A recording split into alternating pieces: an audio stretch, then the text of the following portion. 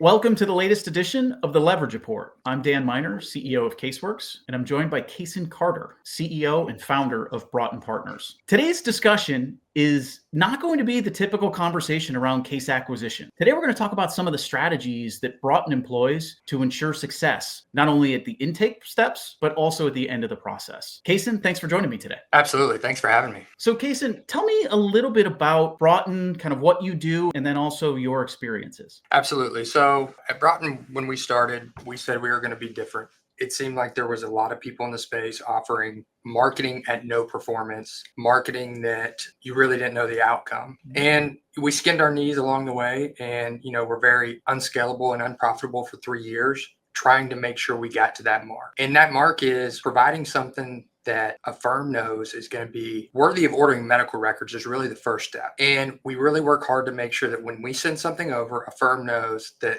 yes, they should talk to them, but B, they can order medical records at the same time. And that's crucial. And so we just published a white paper recently on fallout rates, talked through a number of the reasons that fallout can occur. And you and I were catching up in New York at an event and talked through some of the fallout challenges, but also some of the things that you've done in your organization to reduce the risk of fallout. Can you talk about some of those initiatives that you've been working on? Absolutely. I think the first initial spot for fall off is going to be handoff, and that's handoff to the firm handling it. In those situations, what you're looking for is how do I make sure that claimant has the number of the firm reaching out to them in their phone? And that takes coordination between us and the firm handling the retainer. We look for things like, can we use one number that is the outbound number for that firm? Can we get that claimant to save that phone number in their phone? And if they cannot save it at the time of intake, can we get that number in their phone as many times as possible through contact cards, through text messages, emails? That's much more likely for that firm to not show up as spam, but to show up as just an outbound number. We also really work hard with the law firms on getting their numbers whitelisted with the big three. We also work hard on getting them branded caller display.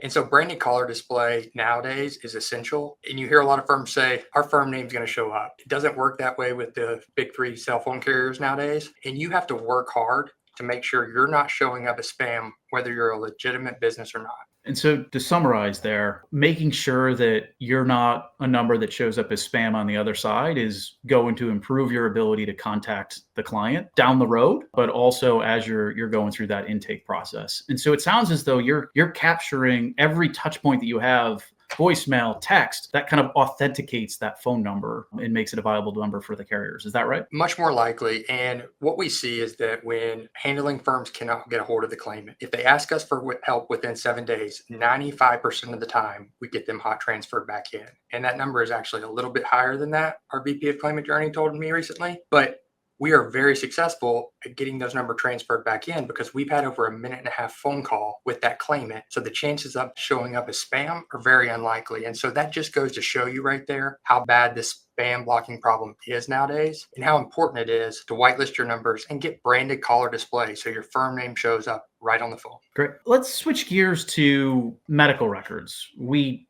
often face the challenge of trying to decipher facility information and determining which provider did someone go to. It sounds like you've deployed some innovations in that space as well. Can you talk a little bit about what you're doing to make sure you have the right facility? Yes. So one, we work with our nurse to determine if they had that injury, what facility should they have treated at. It helps to be able to call that facility by name, oncologist, or a specific doctor type helps, OBGYN. But then we also don't rely on what the claimant tells us as far as address, phone number, location go. We actually have a lookup to treatment facilities to verify that that is a treatment facility. And that helps us to make sure we understand that they are giving us a facility that is located where they say they treated. And we're not relying on them to spell it out for us. We're using a verified treatment facility database. And then the same thing on doctor. And that really is one of the biggest things we have rolled out in the last year is we have access to a doctor database of all the doctors in the nation. And so someone cannot lie who their doctor is and give you a different location than what they're located. You need the location and the doctor's name to be verified. That information then pulls into our system. And now we're starting to do checks on how close are the treatment facility and the doctor, how close are they located? And so there's a lot of things there. Getting medical records and making sure a claimant is taken care of really comes down to how well you take that treatment facility information in. And that really starts with making sure you have APIs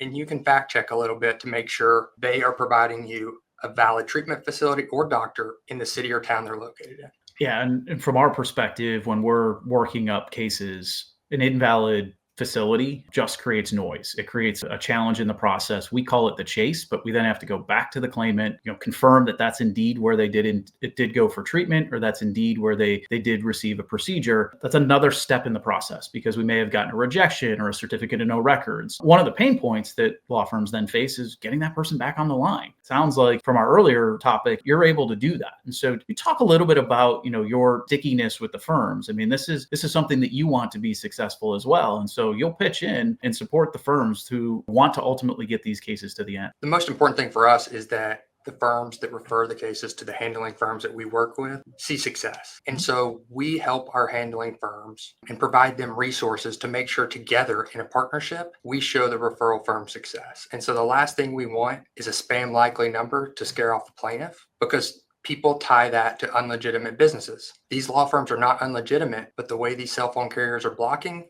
it looks like they are. And so we provide that resource to our litigating firms. We ask that they do it within 7 days, and that's really important for us because if they do it within 7 days, the likelihood of that claimant signing up somewhere else because they haven't heard from that firm, even though the firm was trying to reach them, is much, much lower. But it's very important to get them on the phone with that handling firm and for them to have a 1.5-minute phone call so that number is not going to show up as spam likely again. And then last is data.